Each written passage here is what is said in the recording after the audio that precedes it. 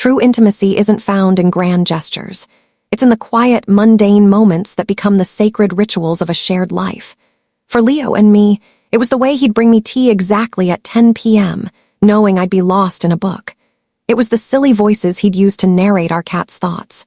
It was the way he'd hold my hand under the table at family dinners, a silent signal that said, "I'm here, we're a team." We built a universe for two, a private cosmos woven from 1,000 tiny, perfect threads of understanding and trust. I believed our love was the one unshakable truth of my life. I was wrong. I was living in a beautifully decorated set, and I was about to discover that my husband wasn't just the star of the show, he was the director of a completely different production running in the studio next door. Leo was a writer, not the struggling, tormented kind, but one who had found a delicate balance between his art and our life. He worked from his sunny home office, the sound of his keyboard a comforting soundtrack to my days. I was a curator at a small but prestigious art museum, my world one of quiet halls and preserved beauty. We were, by all accounts, perfectly matched. The first thread came loose so gently I barely felt it. He started taking more research trips. A weekend in the mountains to capture the isolation. A week in a coastal town to immerse himself in the rhythm of the sea. I was supportive. An artist needed his muse. But the rhythms of our life began to change. He became more possessive of his phone, a device that had previously lived on the kitchen counter. He claimed he was protecting his creative process from notifications. He started a new novel, he said, one that was so dark and personal he couldn't share it with me yet. "It's too raw, Amara. I need to keep it close." I believed him. Why wouldn't I? This was Leo, the man who knew the story of every scar on my body, every fear in my heart. But a low, persistent hum of anxiety began in the back of my mind. It was my intuition, the ancient, primal part of me that he hadn't yet charmed, sounding a quiet alarm. The catalyst was a common cold. I was home, feverish and miserable.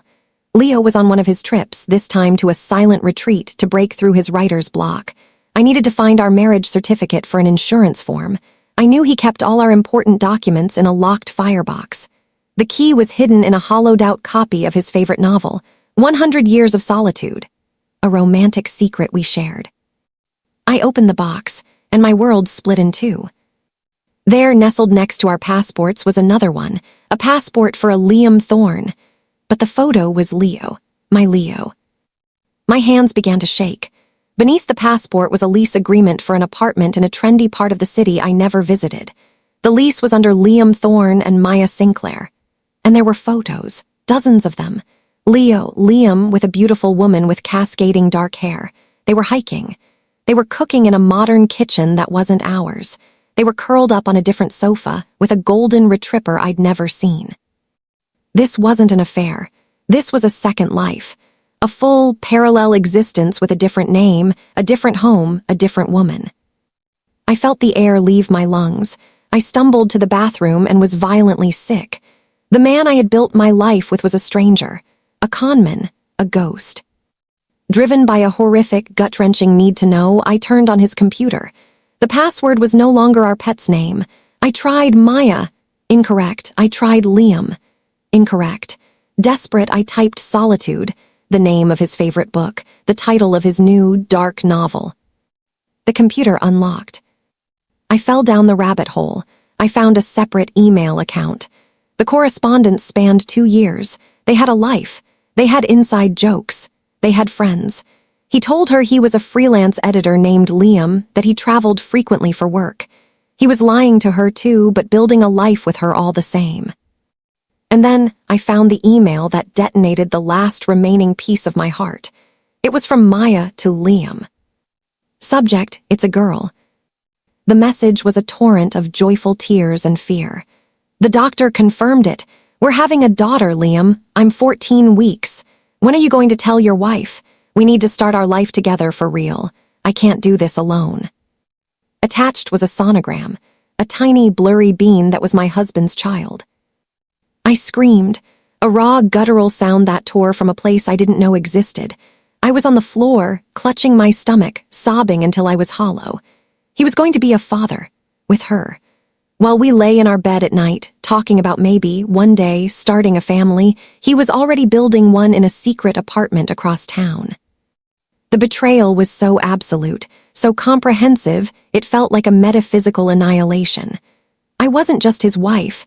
I was a dupe, a mark in the long con of his life. Can you fathom the moment your entire reality is proven to be a fiction? When the person whose breath you felt on your skin becomes a terrifying enigma?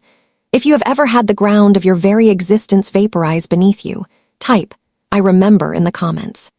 Because in that moment, covered in the wreckage of my life, I was faced with a choice: to be a victim of his story or to become the author of my own devastating final chapter. The grief was a physical presence, a heavy, suffocating blanket.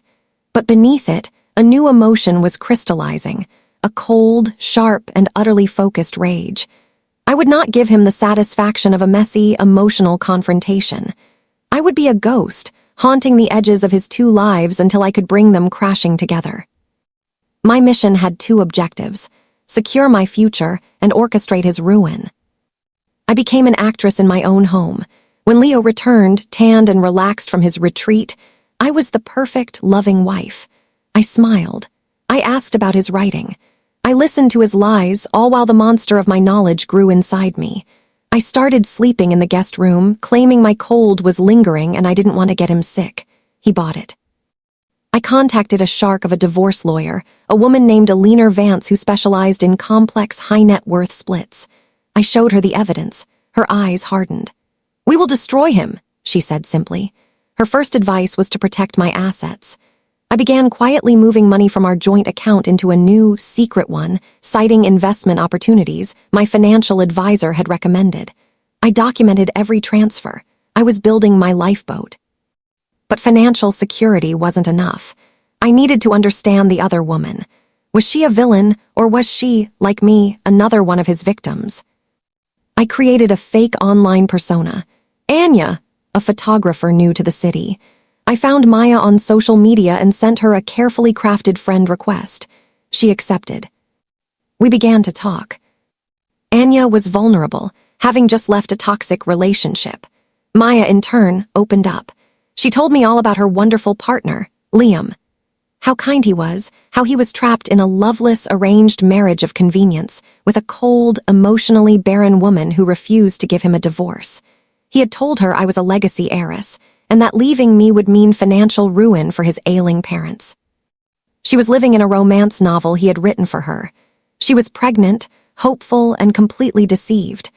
My hatred for Leo intensified, but it was now joined by a strange, pitying kinship for Maya. Through our chats, I learned everything. Her due date, the hospital she was using, the name of the prenatal yoga class she attended. I learned the layout of their apartment, the brand of coffee they bought, the name of their golden retriever, Sunny. I was gathering intelligence, building a profile of my husband's other life with the precision of a spy. The final piece of the puzzle fell into place when I accessed his cloud storage and found his Liam calendar. He had meticulously color-coded his life. Blue for events with me, red for events with Maya. I saw the pattern, the lies he told to each of us to carve out time for the other. I saw the date for Maya's baby shower, circled in red. He had told me he would be at a writers' conference that day. The stage was set. The players were in place. It was time for the curtain to rise on the final act. The day of the baby shower, I felt a surreal calm. I dressed with deliberate care, choosing a simple, elegant black dress. I looked like I was attending a funeral, which, in a way, I was. I arrived at their apartment building, my heart a block of ice. I could hear the laughter and chatter of the party from behind the door. I took a deep breath and knocked. Maya's sister answered, her face a polite mask of confusion. "Can I help you?" "I'm here for Maya," I said, my voice unnervingly steady. I stepped into the sun-drenched apartment. It was filled with the cheerful chaos of a baby shower, pastel balloons, half-unwrapped gifts, a table laden with cupcakes. And there they were, in the center of the room. Maya, radiant, her baby bump a proud curve under her floral dress. And Leo, his arm wrapped around her waist, beaming down at her with a look of paternal pride I had never seen him direct at me. The moment he saw me, his face underwent a terrifying transformation. The color drained from his skin, leaving a gray, waxy pallor. His smile shattered. His eyes widened in pure, unadulterated horror. It was the look of a man watching his entire life go up in flames. "Amara," he choked out, his voice strangled. Maya looked from his horrified face to my calm one, her own smile faltering. "Liam, who is this?" I walked toward them, my heels silent on the plush rug. I ignored Leo completely. I focused all my attention on Maya, my gaze filled with a profound and genuine pity. "My name is Amara," I said, my voice clear and carrying in the sudden silence of the room. "And for the past 5 years, I have been Leo's wife." The room erupted in a wave of gasps and whispers. Maya stared at me, her brain struggling to process the information. "What? No, that's his wife is named." "Anya," I finished for her softly. "That was me. I needed to know the woman my husband was betraying us both with." I turned my head slowly and looked at Leo. He was trembling, a statue of shame and fear. "Isn't that right, Leo? Or should I tell them about the novel you dedicated to me, the one you probably plagiarized for her love letters?" He was speechless, utterly broken. I turned back to Maya, whose hands had flown to her stomach, her eyes filling with tears of dawning, horrific understanding. "He told me we were trying for a baby," I said, my voice breaking with just the right amount of emotion. "He made love to me last night and told me I was his whole world. He has a wedding band in the top drawer of his desk at our home, the home you've never been invited to." I didn't need to show the photos or the documents. The truth was written on my face and on the complete and total collapse of Leo's facade. The beautiful fantasy he had sold her was evaporating before her eyes, leaving behind the ugly, sordid reality. I had done what I came to do. I had forced his two worlds to collide at the speed of light, and the resulting explosion had vaporized them both. I turned and walked out of the apartment, leaving behind a wake of shattered lives, broken dreams, and the echoing sound of Maya's first, heartbroken sob. I didn't look back. The divorce was swift and brutal. With the evidence I provided, my lawyer dismantled him. I was awarded the apartment, the majority of our assets, and he was ordered to pay a significant portion of my legal fees. The prenuptial agreement he had once joked about now protected my family's inheritance completely. Leo lost everything. Maya, upon learning the full, horrific truth, left him.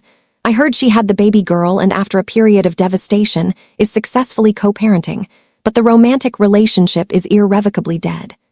Leo's writing career evaporated. The scandal followed him, a permanent stain on his reputation. The last I heard, he was working a mundane office job in another state, a hollow man living a life of quiet desperation. As for me, the healing was a long and arduous journey. The betrayal left a scar on my soul that will never fully fade, but I have not allowed it to make me bitter. I have let it make me fierce. I used my settlement to go back to school, earning a master's in art therapy. I now run a nonprofit that uses art to help women heal from trauma and betrayal. I have taken my pain and alchemized it into purpose. I didn't just survive Leo's betrayal. I used it as the catalyst to build a life that is more authentic, more powerful, and more truly mine than the one I had with him. He thought he could masterfully manage 2 separate lives. In the end, he couldn't even hold on to one. And I emerged from the wreckage not with a broken heart, but with a forged steel spine and a profound understanding of my own strength. I gained the one thing he tried to steal from me, my own, unshakable and powerful truth.